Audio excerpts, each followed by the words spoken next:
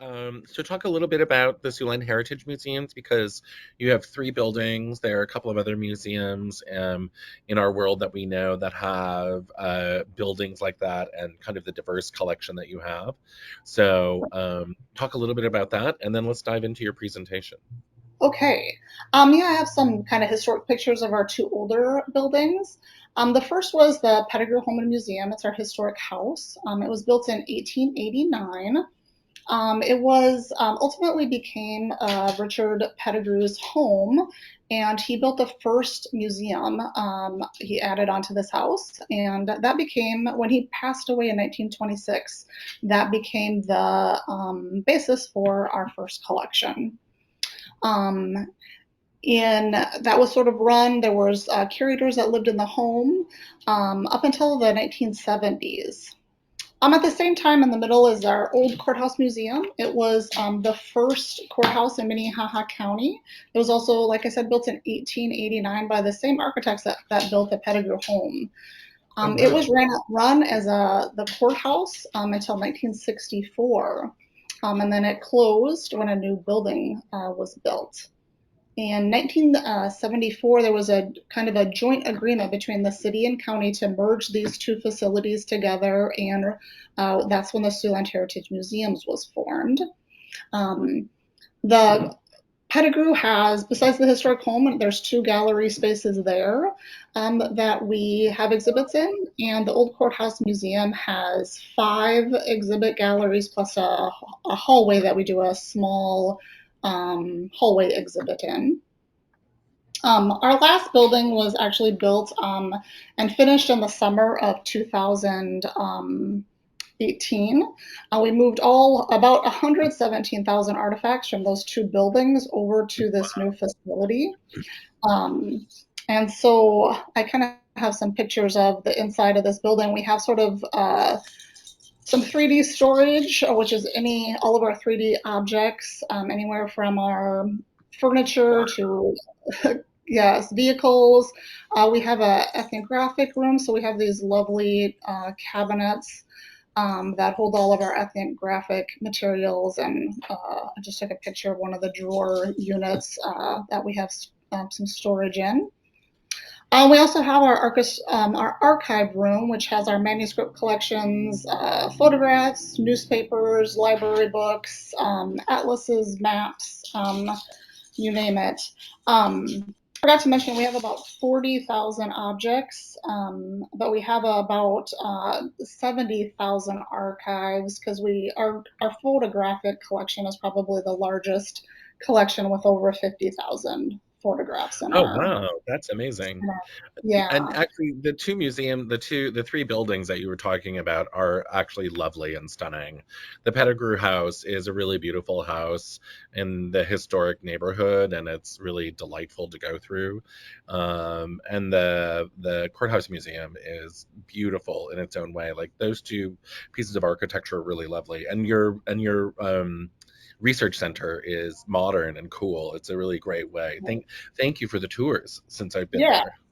Yes. So I kind of have a little bit of fun facts about our textile room.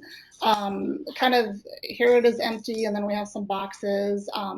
Just a little bit about what we have. We have about a little over almost 7,000 clothing artifacts or textile artifacts because we have dresses, blouses, suits, wedding dresses, undergarments, children's clothing, outerwear, hats, shoes. We have a quite a large military uniform collection, which is in the wardrobes that are shown in the picture. But we also Oh wow. have, yes, everyday things. We have quilts, tablecloths, napkins, umbrellas, flags, curtains, rugs. We also have about 278 purses in our collection, and those are including our coin purses and wallets. And we just this summer went through, we have about 200 historic clothing patterns from the 1940s to about the 1990s era. So Nice. that's kind of fun too. So, yeah, so then You have a really good collection, and your storage looks amazing. I know we're, Many people are envious of that. yeah. I try to tell people that I think that we're pretty lucky that we have had someone that's really invested in making sure that we have archival boxes and everything that we need. We don't have a lot of things just sitting out. Yeah, and so yeah, we are very lucky that our director has always wanted to invest that money and those supplies that we need because everybody knows that they're expensive. So yeah. Well, and many organizations who participate in this webinar and are members of Costume Society grapple as you did with storage before you moved to here. I mean, I remember you telling me tales of like, there's a bunch of stuff in a closet downstairs underneath the staircase. Yes. Yeah, we in our building, our old courthouse building, the roof is slanted and our heating ducts in our attic went through the middle of that and we had stuff under or on the other side of the heating ducts on top of them. It was just everywhere. We had stuff we didn't even know we had when we moved, and when we could finally move all those shelving units out of the way, we kind of discovered some things that maybe had been tucked away for many years. The So peacock? Was it the peacock? Did you discover the peacock? no, we always kind of knew where that he was always in the basement, in the way in the basement. I mean, what's not to love about a surprise peacock? There you go. So just a little bit before I really dive into the slides on the purse exhibit, they're kind of arranged by decades. And when this exhibit started, it sort of was meant to be in this hallway. It was just 4 or 5 cases. It was just going to be real small, kind of by material type, nothing too big.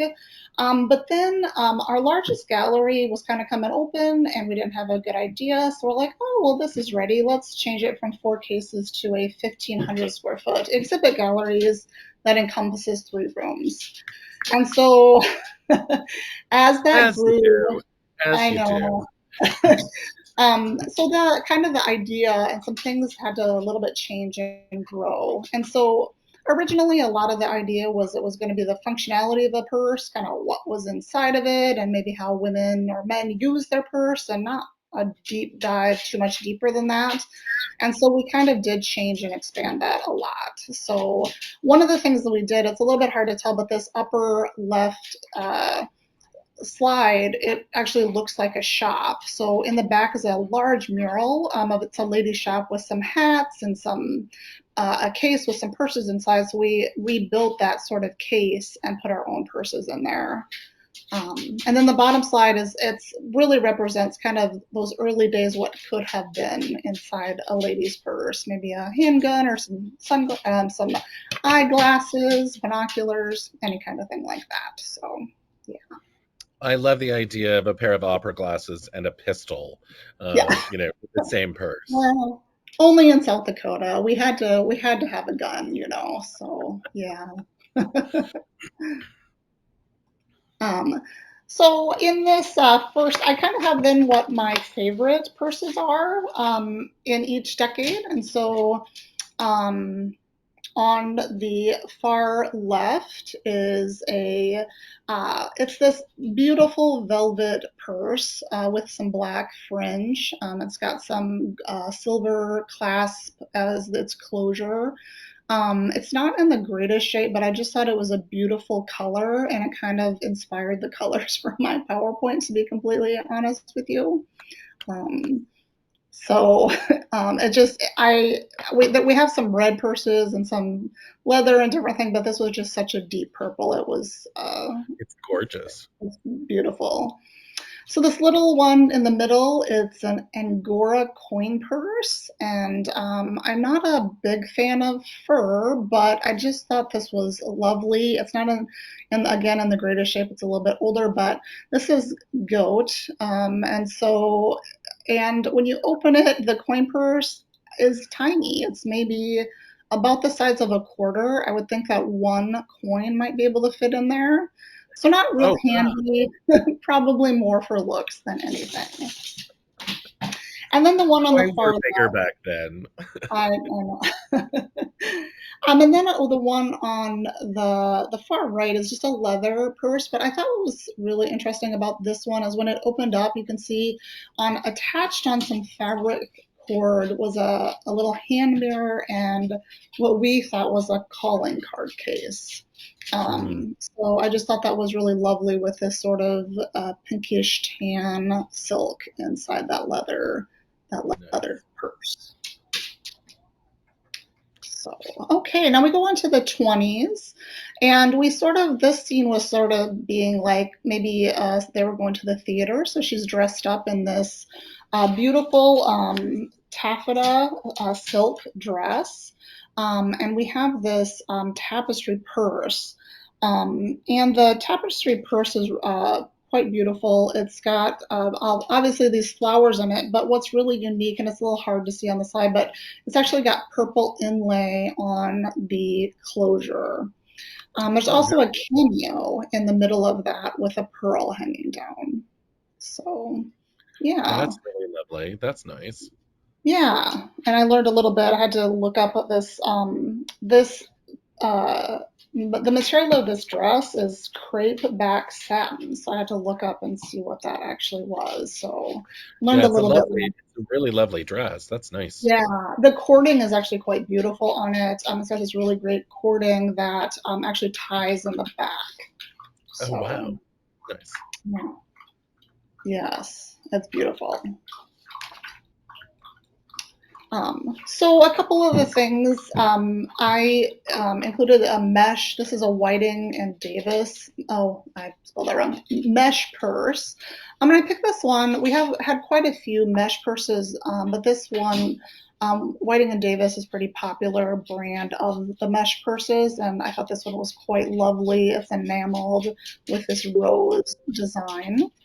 And then the one on the right is a crocheted pearl bag, and I thought it had a very unique opening. It pops open, and then it has this accordion style Oh, opening that would have opened as big as wide as the bag is around. So I thought this one oh, was nice. very. And so what is the next thing? Is that the That's bottom of actually the a purse? compact. No, this one is a compact, and it's something that, in this case, would have fit inside one of these purses. So this is like a 1920s compact. So I tried to put some on some of the sides, some of the things that would have went in there just for some fun graphics, because it was kind of fun picking out some of those things. Oh, Right that's a now we beautiful. have a yeah, right now we have a beauty exhibit, and so every single one of our compacts in our collection is out in that exhibit right now. So that's kind of fun. How many compacts do you have in your collection? About 30. Oh, wow. Um, yeah, which I guess is probably quite a bit. I guess I didn't think about it. Oh, we didn't really have a ton of makeup. And so, but our compact collection is probably the best. Most of them are empty. We have some that still has makeup inside, which is a little problematic, but it's very fun. Yeah. Right, Yep. right. Excellent. These are lovely. Thank you. So the 1930s, I picked, these were my two kind of favorite. I felt like this was a very elegant time. This is a black silk or a black satin purse. It's got a pretty ornate closure and handle. Inside there's two interior pockets, and it does have a hand mirror in there, and it is made by Saks Fifth Avenue. And then the other one is just a crushed red velvet, and it's got this lovely chain handle, and inside it is lined with black silk. So this one doesn't have a maker on it, which I always find interesting. To a lot of times, some things purses were handmade, so it would be Right, interesting to right. know about that. So Yeah. Those are beautiful. I'd love to see like a close up of the closure on the Saks Fifth. That looks really interesting. oh, it is. It's got a squarish rhinestone kind of in the middle of it. So I could send that if you want me to Oh, cool. later. That would be great. Yeah. Oh, And I like the didactics that you have next to them, showing people using them and oh, giving other yeah. information about.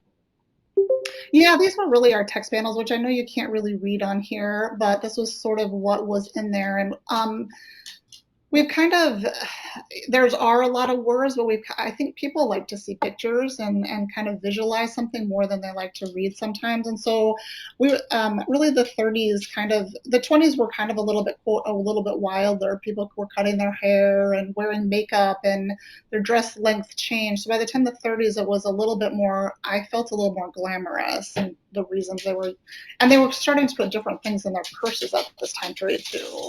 So yeah. Oh yeah, yeah.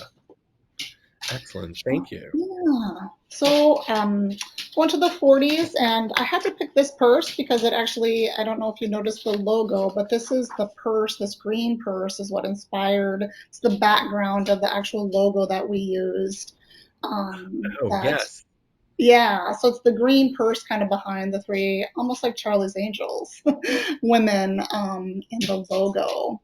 And so, yeah, it's just a green suede purse that it's lined again with a beige rayon material, and it's got that interior pocket and kind of, I think, just a little bit of I don't even know what to call it besides a little bit of a clasp closure and a short little handle.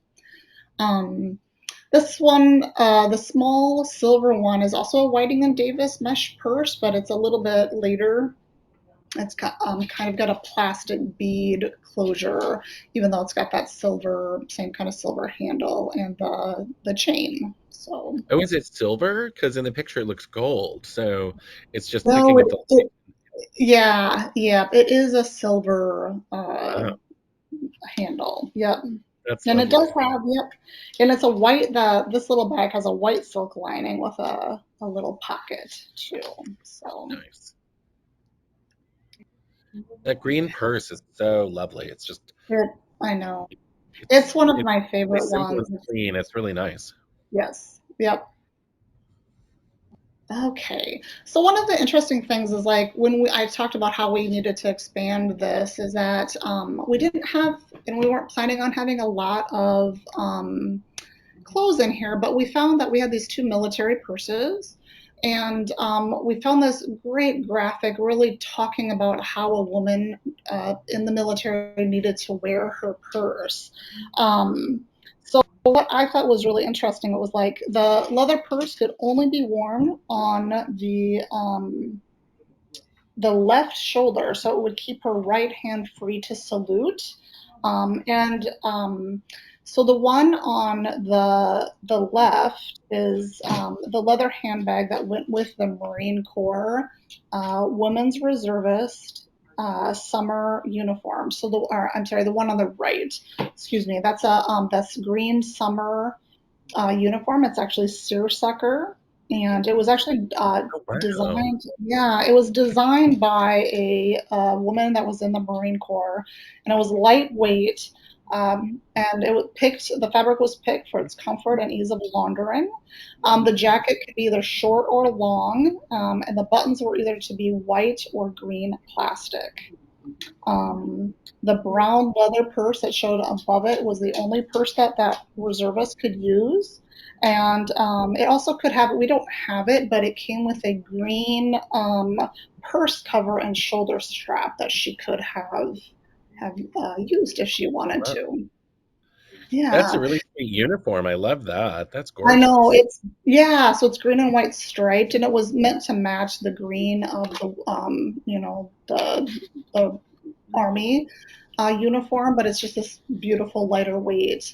And then, of course, the one on the left is really this wool uniform that's very typical, but it does, the purse there is actually, I think, it's a unique shape. It has this outside pocket, and then inside there's actually another.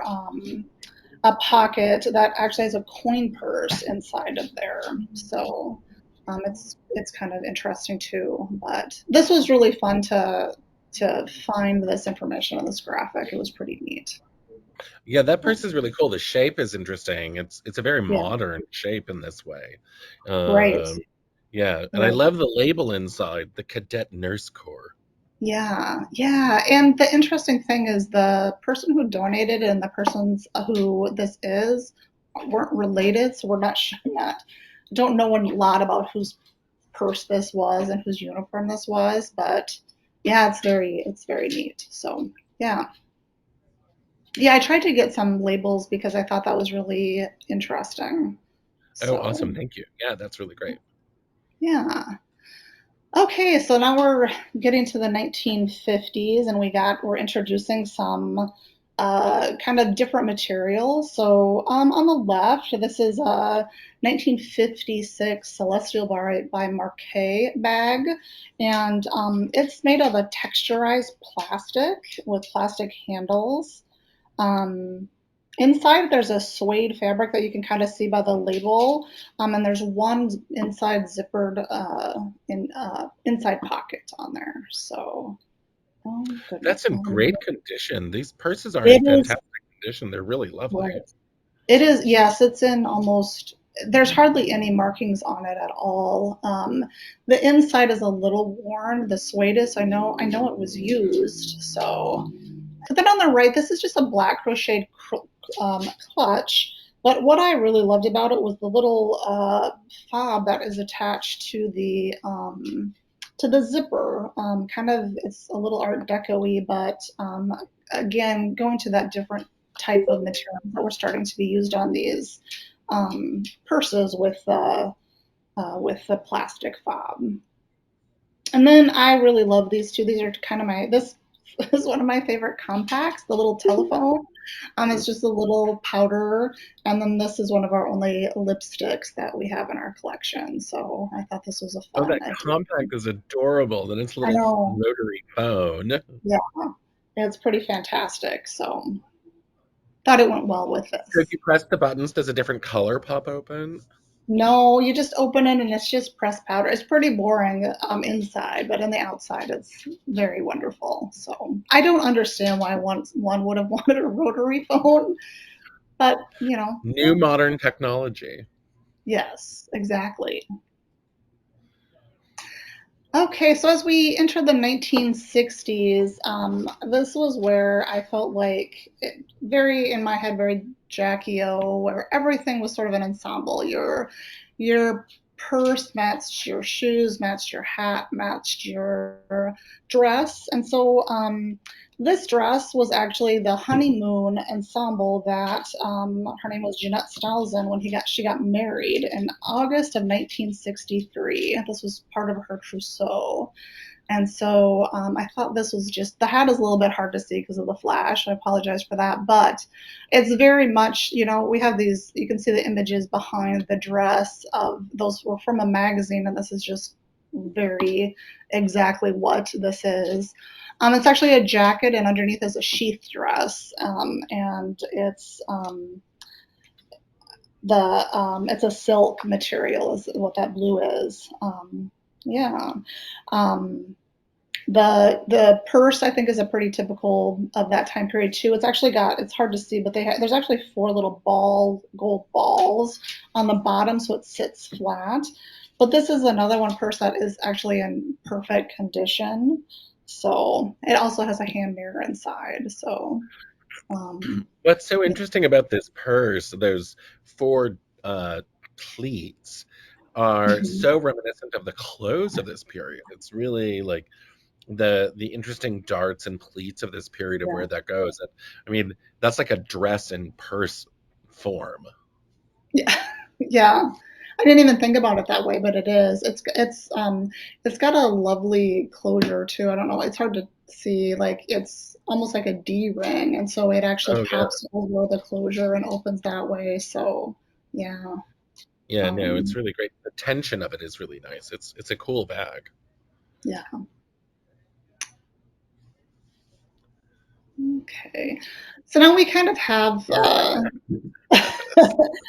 these two are my very favorite purses, and the one on the left, it's just a crocheted orange bag with orange plastic beads. Inside, it's lined with this polyester fabric, and it's got this little pocket inside. You actually, on the top of the closure, is a gold button that you have to push to open the purse. And it is made by DeLille Company from Italy, which is pretty fabulous. I looked this company up, and almost every single bag that I could find from them was actually heavily, heavily beaded, and I could not find anything even close to this purse online. So I would love to know a little bit more about maybe when they made these more, and it's Mm. more metallic beaded purse than this plastic type. So And the handle of this is so like amazing. It's so mhm, 1960s. right. It's almost like you want a Braniff Airlines stewardess to be carrying this, just like under her plastic helmet. Yes. Sometimes, like I feel like sometimes it looks a little like a kid's purse today. Like they have these like really thick plastic handles. So Oh yeah, yeah, yeah, absolutely, absolutely. yeah, yeah. So on the left side, this is again just because this one is so different. Like they it was described as sort of a shag uh, purse with these beads hanging down with this just lovely sort of geometric straw handle. Inside is just one compartment that has just a side pocket. But I just think that it sits perfectly upright. I just think it's very unique. And that, again, this was another company I couldn't find a whole lot of information upon. And when it came in, there was no date on it. And so we kind of, it looks to me very 70s, but I'm not 100% sure about that. So, Yeah, well, that's not uncommon. I mean, dating garments and objects of dress is always challenging because we continue to look back and shift and change. So yeah, yeah, it's very hard. yeah, I love this one with the little beads hanging on it though. It's sort of yeah. like I don't know, the shag purse. It's great. It is. It's a little beachy today. Like I'd totally take it to the beach today, but it's really fascinating. I think the really interesting thing too that before we did this exhibit and I went in and was trying to find unique things about these, in our catalog they were cataloged like orange purse with plastic handle. Not there was no labels, there was no what the fabric of the inside, if there was a pocket or a mirror. So the really nice thing is that after or during, before, and after, we really took a deep dive and did a better job of cataloging all of these purses, which was for me really fun because I love purses, but it kind of helped round out the catalog too. Oh yeah, I mean, that kind of metadata is always useful and helpful when you're looking for something. It's sort of like, wait, purse 1960, what does that really mean? Yeah.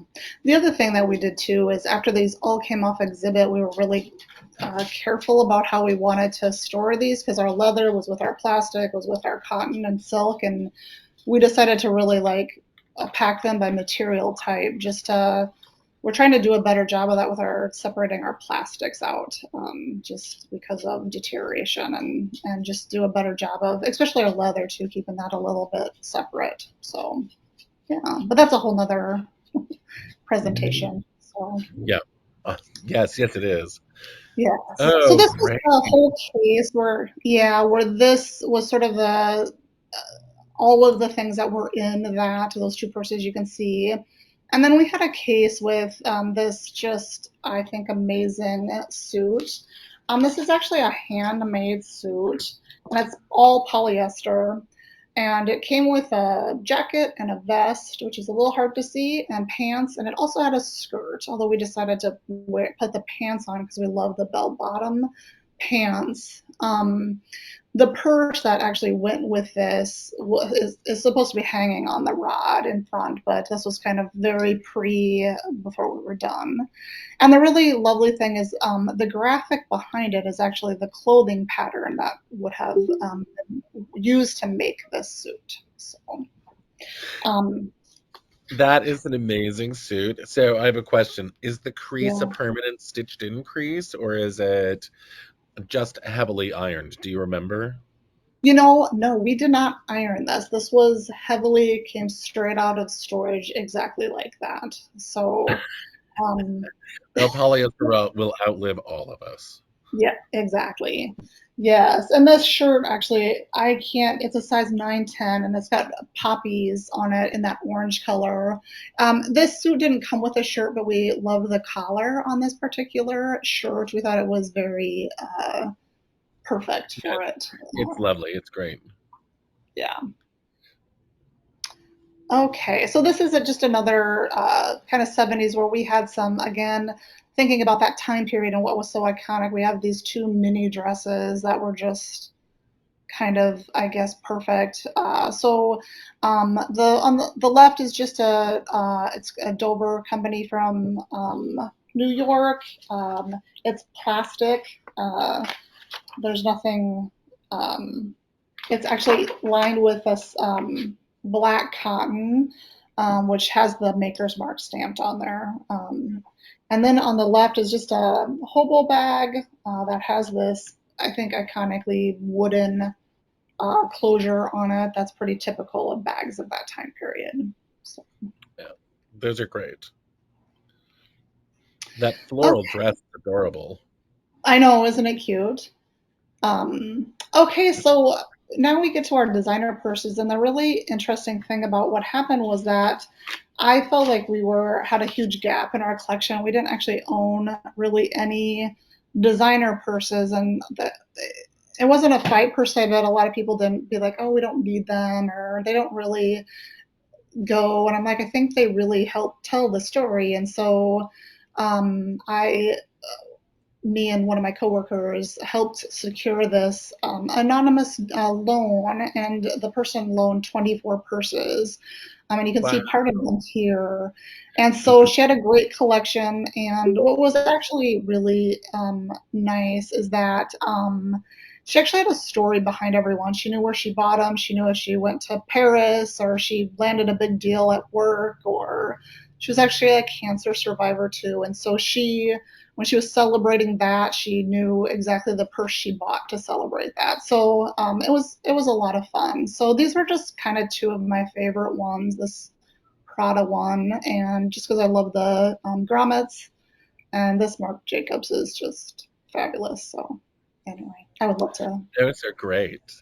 Those are Yeah. really great. I love that you rounded it out. So, um, you told me a story of like you were at lunch with her and you were like, Yeah, "Hey, we were at lunch and I just complimented her on her Chanel purse and how fabulous it was. And I just casually mentioned that we were doing this purse exhibit and we didn't have any designer purses. And she's like, "Oh, I would love to loan you one." I'm like, okay. So we went to her house and she just had boxes of purses to choose from. So it was pretty fabulous.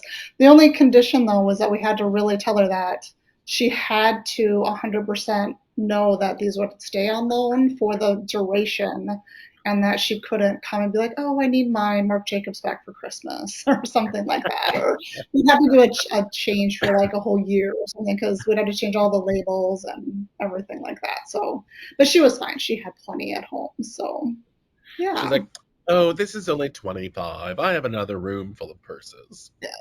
And she actually did. So, yeah, again, hence the anonymous. She wanted to not let everybody know how much money she was maybe spending on these purses. So, okay, so we had three interactives in this museum, in the gallery that were really fun. So on the left, this was actually a purse that you could sit inside, and you could tell it's very padded, and it has this sort of gold clasp closure. And we put a little table in there, and then on the back wall you can see we let kids color and design their own purse, and then they could hang those purses on the wall to exhibit. And it was insanely popular. We had families that just came in strictly to color a purse, and we were constantly having to rotate because, as you can see, this when we took this picture, it was very, very full, and it just people loved it. So the other thing is we had a weigh your purse station, and what I didn't have a good picture, but we were supposed to. It had a little coin bank, and you were supposed to put a coin in and how much you thought your purse would weigh. And so we kind of have it was kind of funny because almost everybody thought their purse was going to weigh more or possibly less than what it really was, but we kind of have the average purse there. So mine was actually heavier than I thought it was going to be. So Were yeah. you over the 6.27 pounds by No, the I top? wasn't, but I thought mine was about 3, and it was really close to 5. Yeah. Way too heavy, apparently, because 2.2, who, I don't know. Yeah. And then we had another station is like, how much could you fit? So we had a lot of different kind of things and a play purse, and then kids could put different things in there just for fun to see how much they could put in a purse. So Yeah, I remember the walk-in purse, and I just was like, I sat down, and I was like, I'm gonna color a purse. It was so fun. I really liked it. yeah, I mean, my adults would be in there. I mean, it was fun. I think people don't really see. We have security cameras, so we could sit at the front desk and watch people in this interactive. So that was always fun too, to see who would. All these dads would be sitting on these little, and you could probably tell these are little IKEA chairs. Yeah, the little So tiny things. yeah, so Those are that's really fun. cute. That's a cute station. Yeah. So I kind of wanted to just show a couple other things that we have in our collection just to highlight that. Um, so I, to be completely honest, I really love the story behind some of the clothes. So what I loved about this is not only did we have the wedding picture for this wedding gown, we have the fan, we have the wedding invitation. So yeah, this is just a brown taffeta wedding gown that was worn in 1886. It's just beautiful. It has obviously it has pleats on the skirt from the waist to the floor. It has obviously pleats from the shoulders to the waistband. It's very nicely cinched. Button front closure with a velvet trim. There is some velvet and lace around the neckline and also some buttons on the sleeve that are a little bit hard to see.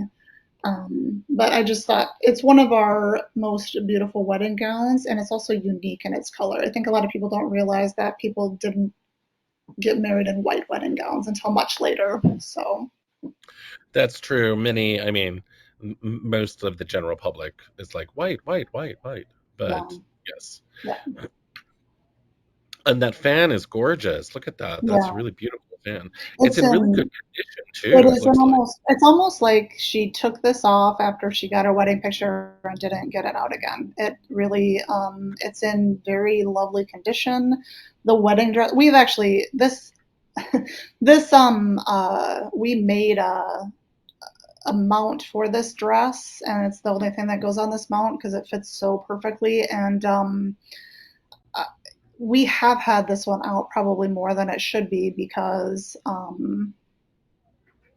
yeah, it's just so beautiful. So, Yeah. but yeah, I'm always afraid. Getting it on and off is always interesting too to make sure we don't cause any Yeah. damage to it Yeah. in the The meantime. fragility of garments is really Yeah, profound. Yeah. especially silk. It's like they get up to a point and you can do everything Oh, you can, and yeah. so yeah, It just rots and it dries out and there you go. yeah. Yeah, which is another good thing about our building is we've got really constant humidity and temperature, and I think that's just going to be the best for these garments. So, Nice. so the next one I'm going to show is a little weird. Me and the volunteers I'm working with are kind of going through our doll collection, separating out plastic dolls from China dolls, and I came across this one, and I had never seen it. And it came from the French thank you train, which I knew nothing about. But after World War II, we sent a bunch of grain and food to France. And as a thank you, they sent a train car full of gifts from the people of France. And we were lucky enough to get about 10 things from them. And one of them was this doll, which I think is just gorgeous. It's wearing a little green wool dress and hat, but it's got this fur coat on that is we think it says it's beaver fur and it's lined with silk. And I can't pronounce this. This is the little label that is in the fur coat, and this was one of the biggest fur companies in Paris. Wow. And eventually, this company supplied all the furs to Saks Fifth Avenue in New York. So Oh wow. it's I know, so it's very strange. She's got silk socks on and little shoes. Even under her dress, her undergarments are she's got little cotton drawers and a slip on. So she's Oh, beautiful. that's adorable. She's fully dressed. She's fully dressed, yeah. And then on the right side is a wedding dress, which is just an ivory silk brocade. And the point of that was that it was supposed to be given as a gift for someone to wear for their wedding. Now, our we didn't do that for this one, but in Watertown, I believe, they did, or Huron, they did give it away to a bride and actually raised funds to send them to Paris or to France, and they did meet the designers, which it was made in Lyons, France. So it's really quite beautiful with its brocade and the draping, how it kind of attaches to the one side. Yeah, so and yeah, we're doing a new exhibit called Staff Picks, and these two things are on that list. So hopefully it'll be the first time it's going to be on display since I think 1949. So that'll Oh, be wow, fun. good. Excellent. That's a beautiful dress. So just again, something a little bit different. This just came in this year, and it's a Adams hat, and it's a pork pie hat, and it's just beautiful what the fabric is made of, and with the band that's around it. Inside it says it was treated with aqua shed for water repellency. And I actually added on the side is that when this hat, he thinks the donor thought that they bought it in the 1950s, and so I was looking, and the exclusive Adams hat distributor was the Hat Shop Haberdashery, which was right downtown in Sioux Falls. So I thought that was pretty fabulous. So That's wonderful. I'm What a I'm gonna beautiful little pork pie hat. That's great. I just was gonna my last slide is just our logo and our website and our online database. Kind of if anybody's interested in looking at some of the things that we have about 89,000 objects on our online database now.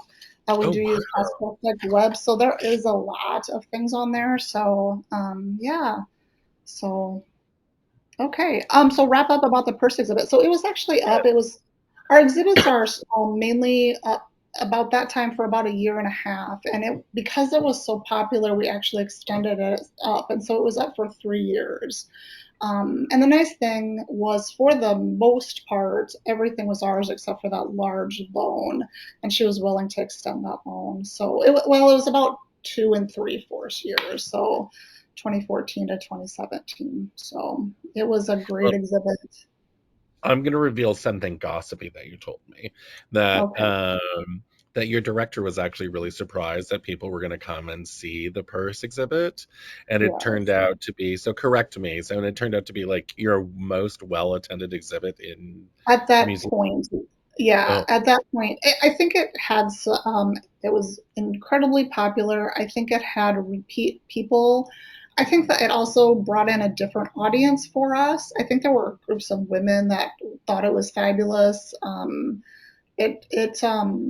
I just think it hit a different tone too. We had done some other fun ones, but this one was, yeah, just lighthearted and not a lot to see, and yeah.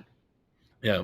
We've No, had and other it's ones that, yeah, we're not like we had a chair exhibit that was like, I don't know, but it ended up being because it was very art like, it ended up being insanely popular too. So oh, wow, that's amazing.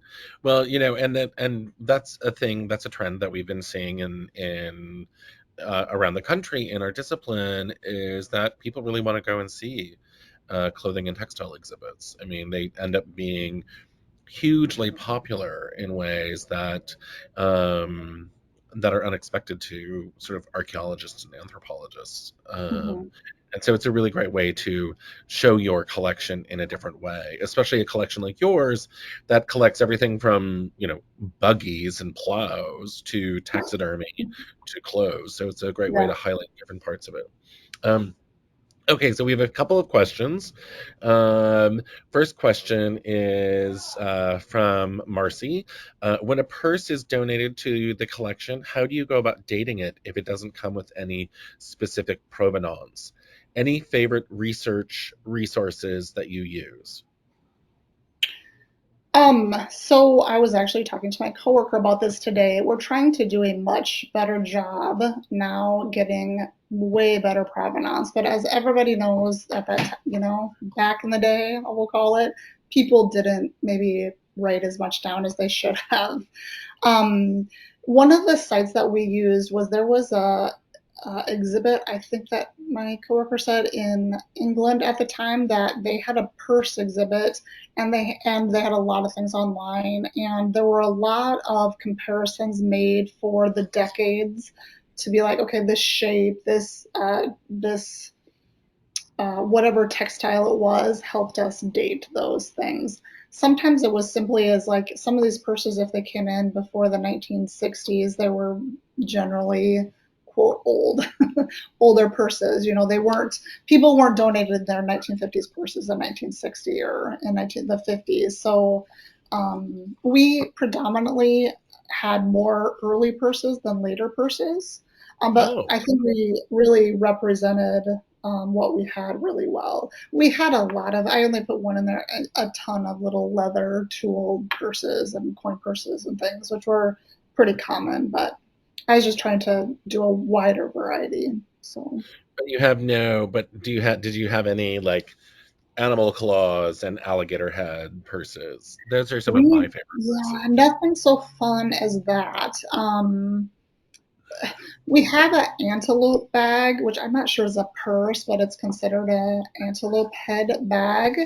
And it's actually on display right now. It just went on display in our Native American exhibit. And it's interesting. Yeah. I totally Yeah. want to see that. I So, know I want to see yeah. that. Like open the mouth and put your hand into the bag. Is that? No, I think through the back of the head. It's Oh, even it's better. like the smell. It's.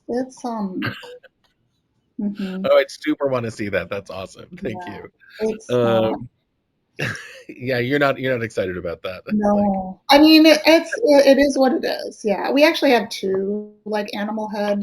They call them bags. I'm not really sure. Well, I suppose they would have. Yeah, they all. depends. Yeah, it's like they cut the head off, and you would have went in through the neck on both of them. Yeah, I believe. See what, okay, so we have a comment from Margaret. I'm sweating already with all of that polyester. Um, and also, it's time to unload my purse and backpack again. Thank you, Margaret. Another question from Marcy. Was there any mention in the purse exhibit about how purse shapes related to women's liberation and their entry into the workplace? Interesting. Yeah. Yeah, we did talk somewhat about some of those things when we what was really interesting to me is one of the things that we did talk about was um and it was a little bit earlier, like the men were actually carrying the money and women weren't they didn't have access to they had access but they were just with the men were supposed to carry the money, so their purses were very decorative, they didn't hold much. And when all of a sudden they started carrying money, that changed the shape and sizes of purses. I think the other interesting thing that we found is like up until a certain point, um, some of they were very I don't know, decorative more than functional. And I think as they went and entered the workforce, their function did change. We did talk about some of the things um, later with the women's liberation movement. We try not to be too political isn't the right word. Just very lighthearted in this, and not to dive too deep. We didn't want to do anything that was going to cause any more having people think that it wasn't a great exhibit by what it said. I guess. Right, So, right. Um, the next question is from Jennifer. When did the color white become the official wedding dress color, and where did it originate? So it earlier. really comes around with in like the 1840s, 18 like with Queen Victoria, Mhm. and it became very popular after her wedding, and so it moves through. So there's some research out there about that. So it's been around for quite some time, but it wasn't the most prominent then. Even through the Mhm. end of the Victorian period, women wore regular clothes or colored things, but it really depends on class at the time and economic stature. Mhm. So it so that's when it really begins to take hold, but probably not until really the 20th century does it really cement itself in. Right. That's my understanding of it. Yeah. Um, I feel like when in our collection, we had a very, very small wedding gown exhibit, and anything we tried to do as many colored dresses as we could, just so that it mhm, wasn't a whole white room. And it seemed like all right, of our earliest dresses, so from Civil War to 1900, were those colored dresses. Yeah, and I just saw yeah, someone was like the quote best dress. Yeah, yeah, so exactly. lots of skirts and bodices, or we might have a lot of our bodices we think might have been or could have been part of a wedding gown, but they wore the skirt more and wore it out. So Right, right. Or they separated them, or they were separate to begin yeah, with in that way. yeah. Shelley, thank you so much. It's lovely to see you and to share with you and to see you again. I look forward to seeing you when I'm back in South Dakota at the holiday. Thank you for doing this. Yeah, thank It was you. wonderful for to see part of that exhibit again and to kind of relive it. I was going through the Pettigrew House Museum one afternoon just to sort of burn some time, and one of the workers there was like, "You should. We have a purse exhibit up. You should go to that." I was like, "Really? Sure." And so it was fantastic. It was such a delightful exhibition. So you should be super proud of it. It was great. So thank you for your time. We really appreciate it, and with sharing this with our colleagues here in Costume Society and others who are just the general public. Um, so, those of you who've joined us today, thank you for joining us, and thank you, Shelley, again for your time and your effort. And please follow the Costume Society of America on Facebook and Instagram to make sure you can hear about all of our upcoming episodes of Conversation on Dress. Lastly, if you enjoyed today's content, we implore you to make a small, large, or medium sized donation to help keep this content free for all. Once again, thank you, Shelley, so much. Have a great afternoon, and we will see you soon. Thanks, Leon.